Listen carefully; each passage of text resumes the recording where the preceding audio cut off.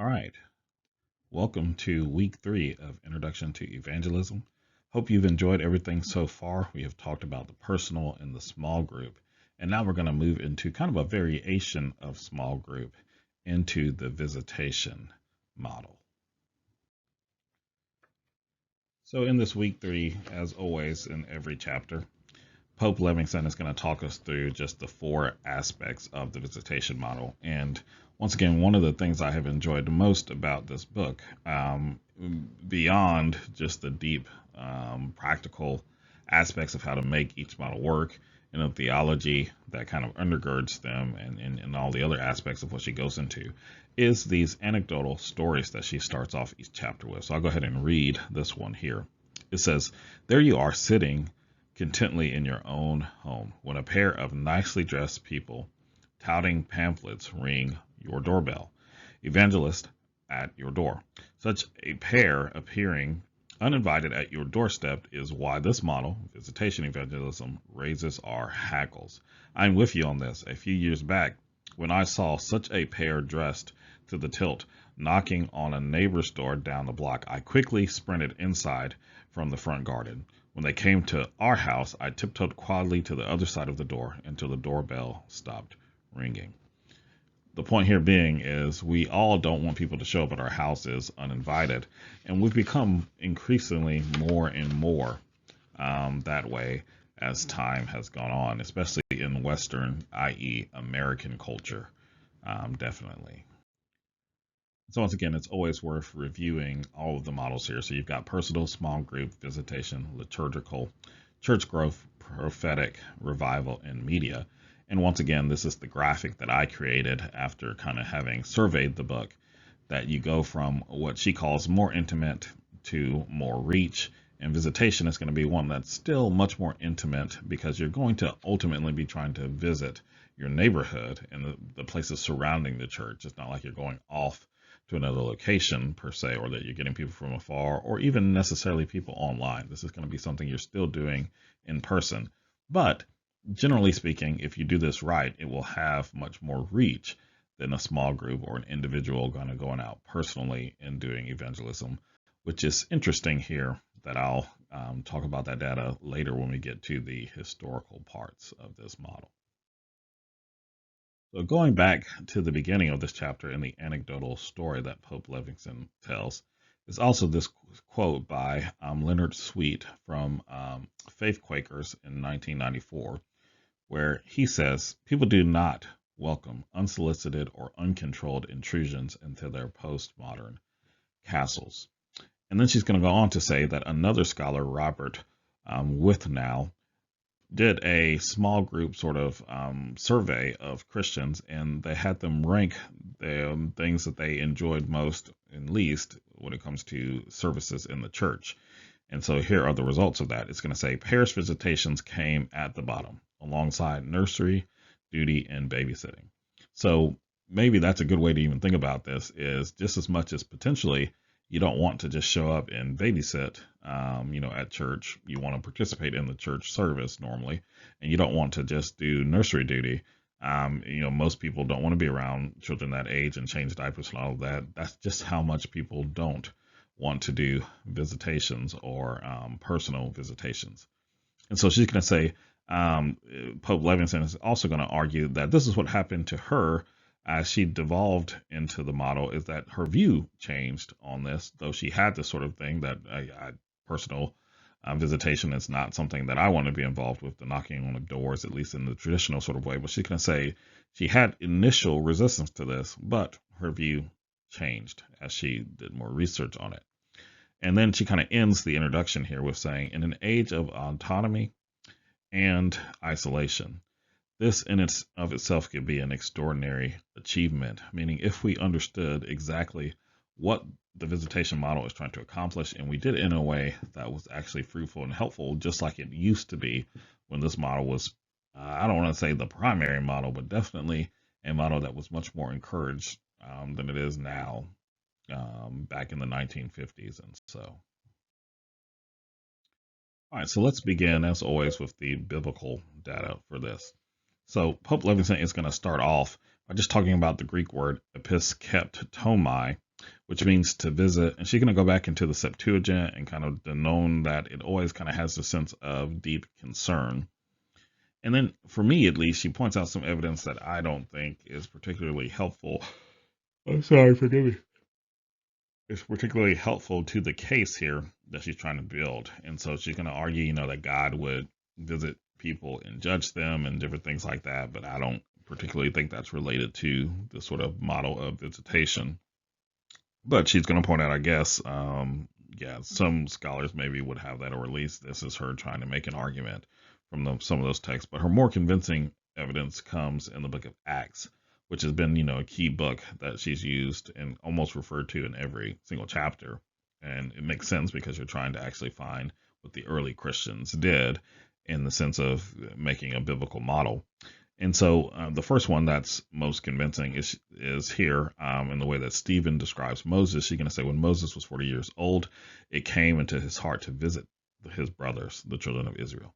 Now, in this case, though, even though this does also help the argument of the visitation model, it's got the word visit in it. It still would be an individual. So this would fall under the personal model. And you'll see a lot of the arguments she's going to make here is that the visitation model should be coupled much more with the personal model than with any of the rest of them. But even then, Moses is going from himself, in a sense, being a believer, having, some sort of connection to God, to visiting other people who ideally should have some sort of connection to the same God, at least from a cultural standpoint. Now, we could maybe make that same sort of argument that we're all Americans and that American has a Christian influence. If you don't want to say it's founded as a Christian nation, I do think at the very least everyone has to concede that there was a strong Christian influence that led to the founding of America. So you could say us as Americans going to other Americans who probably, because they're part of the Western world, know something about the Bible, that we would be in a similar situation as Moses going to his brothers. But, that may not be as convincing. So from here, she has one that's a little more convincing, where she's going to say, after some days, Paul said to Barnabas, let us return and visit the brothers in every city where we proclaim the word of the Lord and see how they are. But still, once again, this is believers going to other believers. So this is not necessarily believers going to unbelievers. So once again, even though this is stronger evidence, this is not evidence that completely proves her case. And probably the ones that do are related to Jesus sending out the disciples. So, she's going to cite here, this is on page 52, where Jesus sends out the disciples, and you've got that in Mark chapter 6, verses 7 through 13, Matthew chapter 9, verses 35 through chapter 10, verse 23, and then Luke chapter 10, verses 1 through 24. So I'll go ahead and read her paragraph here. She's going to say, still, another biblical foundation is the mission on which Jesus sent his disciples. According to Mark, the earliest gospel, which is somewhat debated, but that's most scholars would agree that Jesus called the 12 and began to send them out 2 by 2. The disciples headed out 2 by 2 into new territories ahead of Jesus, preparing the way for him. Jesus gives specific instructions to those who would visit ahead of him, such as telling them not to carry too much or stay too long in inhospitable towns. So once again, they're going to unbelievers, and this is really, to me, what the section should have been. She should have had an expansion of these particular passages. To me, would have made this part of the book much stronger than trying to point out some of the other evidence about the visitation model with other sort of Old Testament and other passages where just the word quote unquote visit appears. So then when it comes to the theological foundations of the visitation model, I would say she does a much stronger case. That she's going to say ultimately it's ecclesiology is the main theological category by which this functions. So she's going to say the visitation model is not just you've got to be a part of a church. You've got to be a part of the ecclesia. And when you're a part of the ecclesia, the church, that's when you're going to actually want to go out and do visitation. And you should do this in coordination with the church. So she's going to, in a sense, argue that you shouldn't really be just a lone ranger doing this. That's really what would be called the personal model. But if you want a visitation model to be working, it should be something that the whole church should be involved in. So she goes on to say this word ecclesia, it represents both the gathered community and the act of gathering as a community. In other words, without the regular meeting together, there's no ecclesia. From ecclesia comes the theological term ecclesiology, which refers to the doctrine of the church. Ecclesiology lies at the heart of visitation evangelism. Even though the locus of visitation lies outside the church building, in neighborhoods, across streets, around the block, the church community is essential to its practice. So she's going to say you can't separate the two, which is probably why this model has not flourished in modern times, to be fair, that often we find church to be something about how we meet inside the building and not so much about what we do outside of the building together. But I'll digress there. And so she's going to say at the end of the day, if you do this in a way where you're not welcoming those who come in with open arms and those who respond favorably to a visit, it's just not going to function well. It doesn't matter how much you convince them of the gospel or to come to church. If you don't actually help them feel welcomed, it's not going to work well. And then from there, she's going to get into two aspects here. She gets this from Avery Dole's book, and the name of the book is Models of the Church, which once again is one of the books that she designed her book after, Models of Evangelism. She's going to say, really, the church should be functioning in two ways, as heralds and as servants. And so she's going to say, as heralds, we should be doing things in the church that announces the day of salvation is at hand for those who believe. And so maybe I'll even read this part where she's going to just point out here, and we'll get back to this later, this evangelism explosion sort of method by which you can herald what God is about, and then, in a sense, point out this question to them. Have you come to a place in your spiritual life where you know for certain that if you were to die today, you would go to heaven? And probably you have heard that question asked either in church or outside of church. And that may have been related to how you started pondering, even in and of yourself, whether or not you wanted to affirm Christ before you became a believer. This is a key tactic that's been used, and this is cited into, especially at least that refrain of it, this evangelism implosion moment. We'll talk about more when we get to the history section. And then she's going to say, as servants, the church enters into solidarity with humanity to offer hope and healing. And so she moves that into, a sort of social application where you're actually doing something to people. So I'll read this real quickly. She says, visitation from the church as servants entails more than just a rote message for those on the other side of the door with crumbling marriages, broken families, financial shortfalls, or physical challenges. It demands service, deeds that accompany words. And her point here being is, if you're doing the visitation model in its ideal form, you're not just knocking on doors and getting people to answer and having them understand the gospel and then just walking away. You're knocking on doors and actually trying to see what's going on in their lives and understanding that, or trying to help them understand that Christ is, in a sense, a part of the solution. You can argue that Christ is the ultimate solution, but living in light of Christ is how you're going to fix a broken marriage or a broken family or financial shortfalls and things like that. That is where the gospel is going to come in. But once again, her point is just, if you're just going to share the gospel with them and then abandon them afterwards, that gospel is not going to take root in their lives. So she's going to say, at the end of the day, this other scholar or this other pastor involved in this sort of research is Richard Armstrong. And I'll go ahead and read this because I also think this is intriguing here. Where she says, Richard Armstrong in the 1960s observed the impact on those who participated in a visitation evangelism program called Operation Doorbell.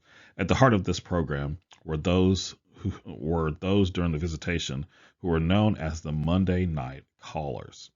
Armstrong noted that this group's spiritual growth deepened along with their sense of social responsibility. It was reflective in their giving. It was reflective in their increased ability to articulate their faith. It was reflective in their sensitivity to the challenges presented by a radically changing neighborhood. And that's one of the arguments that people make today, is that everything is changing so fast that we don't know what to do. Well, maybe visitation would help with that, because we would have a better grasp on how things are changing. But I digress once again. And as their pastor, I could point to the fact that Monday Night Callers as a group could be counted on to support whomever worldwide, or to support whatever worldwide project, whatever important cause the church undertook. So at the end of the day, she's going to argue that if you have a sensitivity to human needs, a keen awareness of what the church, the ecclesia, can do to welcome people with such needs, then you're going to have a visitation evangelism that works. And that's why it should be undergirded by the sort of theology of the church and ecclesiology. So from here, when it gets to the historical model, she just lists many names of how this model was used. So you've got Dwight L. Moody, which once again was brought up in the personal and visitation model. And once again, she's going to key those two together, or tie those two together, and that you need the personal model in conjunction with the visitation model. Ideally, these two function well together. And so once again, he was a part of a group who did visitation model during the Chicago World Fair revival. And they combed Chicago neighborhoods, knocking on doors and handing out Bible tracts. And then she's going to point out even some lay evangelists regularly visited brothels, saloons, and gambling houses to initiate contact with people on the margins and to help them build a new life, physically and spiritually.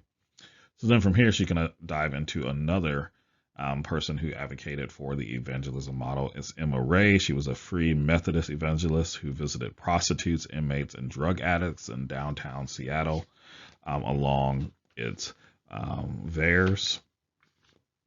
And then from there, she's going to point out another Emma Whitmore. And Emma Whitmore witnessed to, and she was in New York City, and she witnessed to Delilah. And Delilah was known by at least 3 different names. She was known as the Mystery, the Mulberry Slum Bummer, and the Bluebell. And once again, you can read through this kind of on your own in the book. And after she met Whitmore, she then became this person who did this visitation model in a very productive and kind and loving way, such that at her funeral, which once again Pope Levington notes as the largest in New York City other than President Grant's, also served an evangelistic purpose. In a letter to Whitmore afterwards, a handful of men from Mulberry Street made this pledge: "We promise here that we shall at least try and become different men and do something for ourselves and for our God. We don't say everyone will keep his promise, but we know there will be a good many who will change their lives owing to Delilah's sweet, happy face that they seen in her casket Tuesday." So then from there, after World War I, she moves on to an individual named A. Earl Kernahan. And once again, is also a Methodist minister who did many things to reach people in Washington, D.C. And she's going to point out that what laymen can do towards winning the 50 million or more at the time, the people living in America, in our country, who are now outside of the Roman Catholic, Jewish, and Protestant churches, to friendship with Jesus Christ and membership in some of his body. In some body of his followers, sorry. So his point being is that there's much that they can do. And so he put together surveys that then helped this evangelistic model actually be productive. So he gathered sort of information on the neighborhoods and then used that. And he would send out, he would argue for 2 Christian disciples can win on average an average of 16 people in one Sunday afternoon and 6 evenings during the week to Christian leadership and church membership. And so then from there, she lists off several denominations that were signing up for his sort of model, Kernahan's model of visitation evangelism. So she's going to say the American Baptist Church, the African Methodist Episcopal Church, the Methodist Church, the Church of the Nazarene, the Presbyterian Church, the Lutheran Church, and the United Youth Lutheran Church in America. By the 1950s, even the Federal Council of Churches, the forerunner of the National Councils of Churches, supported visitation evangelism. Then she's going to move on to D. James Kennedy, being kind of the most recent one, and he is the one who invented the evangelism explosion that I talked about earlier. And in that model, this is where, once again, if you've heard this question before, Kennedy invented this sort of approach to this, to what she calls diagnostics questions that you could ask, is have you come to the place in your spiritual life where you know for certain that if you were to die today, you would go to heaven? Or is that something you would say you're still working on? And then another one being, suppose that you were to die today and stand before God, and he were to say to you, why should I let you into my heaven? What would you say? And so Kennedy used this, and for 15 years, he was a part of the fastest growing Presbyterian church in the country. And so he then from there, and still some use today is what she's pointing out here, the EE program, or the Evangelism Explosion program, led to the Explorers Club and EE discipleship training for new believers. So much fruit to kind of been drawn from this method into, modern terms, though once again, this is still not the most preferred method in most evangelical churches.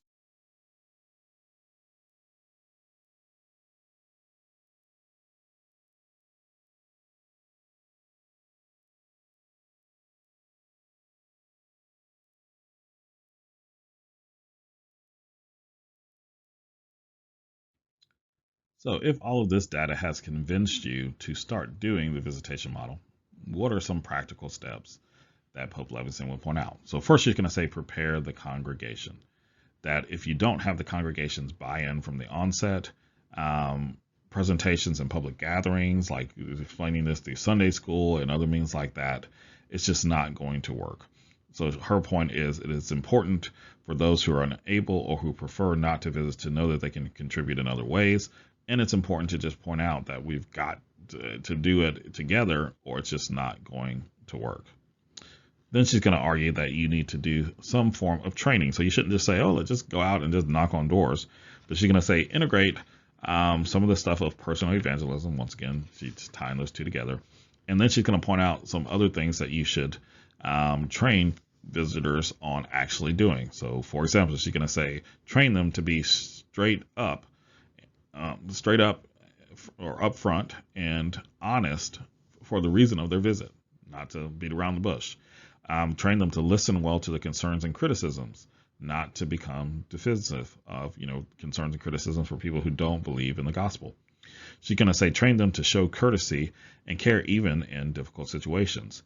Train them to anticipate the questions that might be asked, especially agnostic ones about Christianity or the church. And she's going to say, train them to deal with distractions during their visits. And she points out even a funny example in the footnote that in the 1950s, even though this may seem like it's no concern today, this is kind of the sort of training that they were doing. So this is from Lewis Misselbrook, Training in Visitation. And this is kind of what he wrote. She has here in her footnote, it has been suggested that visitors might hang their coats over the television set if the television is being too loud. But this is not usually the best procedure. Normally, it would be enough either to speak very quietly until someone thinks to turn down the volume or ask, I'm sorry, it's difficult to hear. I wonder if we could have the radio turned down a bit. And once again, this is when radios were just becoming common into people's houses. And, from there, TVs, radio or TVs. I don't know the history super well of when radios and TVs were used in homes. I maybe should know it better. But the point here being is that was a growing concern because people were going to be distracted. Imagine now cell phones and things like that. And the point here being is that's how specific maybe you need to have this training. If you're going to have people go out and do it, don't just assume they're going to obviously pick up on some of this. Why lead it to failure from the beginning? Why not just overemphasize exactly how, you might want to put this together. So then she's going to argue that you should launch the visitation. And she comes up with a kind of strict schedule from like 6 to 9 of how to do it, whether you'd want to do that or not, because I don't even know that evening visitation is always going to be the best. There might be some reasons for morning visitation, but still it's a helpful sort of schedule here. And she's going to give an even more helpful thing of saying do it for about 6 to 8 weeks. So not necessarily do it all of the time, always, but pick a, maybe every spring, say, okay, every spring from January to March, we're going to go out and visit. And this is going to be sort of an annual thing. And maybe even this is what I would add from here, ending it with a sort of party or event that you do at the end to celebrate, not necessarily the people that have come to saving faith, but the sort of work that God has done amongst you, and allow that to be a chance to fellowship and debrief and things like that. But ultimately, she's going to say do something like that from about 6 to 8 weeks and focus it down to about one night a week during this time period. And you might have different groups go out on different nights so that it's not, the same people going out, and she would say, in a sense, this is probably better to do Monday through Thursday.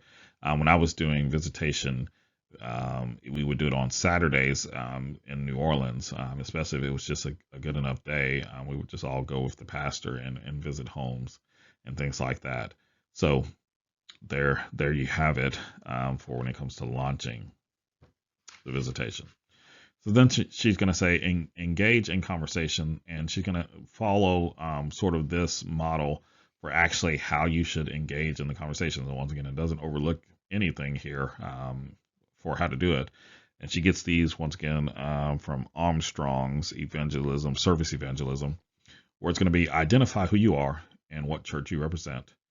Explain why you are on their doorstep. Acknowledge the intrusion. Acknowledge the fact that you're interrupting their day. Ask to come in, and then promise to be brief. And the point being is potentially if you got it rejected at that point, I've seen this done in a little more poorly in the sense of, hey, I just want to share the gospel with you in 5 seconds, and people might listen, for the 5 or 30 seconds, but they may not ever follow through and come to church or whatever the case may be. But then I guess you could also argue at least they have heard the gospel from someone. But I don't know that just making sure everyone hears the gospel should always be a means and ends in and of itself. I think we want to help people see the fruit of the gospel and discipleship, as well as hearing the gospel, and knowing that not everyone's going to accept Christ. Some are going to, in some ways, potentially blatantly reject him, but just the fact that they've all heard it, I don't know that should always just comfort us, maybe as much as it does sometimes, which is part of why I think this model has fallen to the wayside. All right, then to number 5, she's going to just really, really emphasize that you've got to integrate newcomers. So she's going to say this needs to be timely and seamless. If you don't, it's just not going to work. And it needs to be into a church poised to welcome them into its midst. What ends up happening is most of the time, and she points this out, is on Sunday mornings, people just gather only to catch up with their friends instead of to welcome newcomers. And so instead, you just need to figure out a way in which newcomers can be assisted to feel the church's hospitality, to be invited to home-cooked meals or restaurant meals afterwards, to get acquainted in worship, to get to know them maybe during a coffee time that you might have before church, whatever it may be.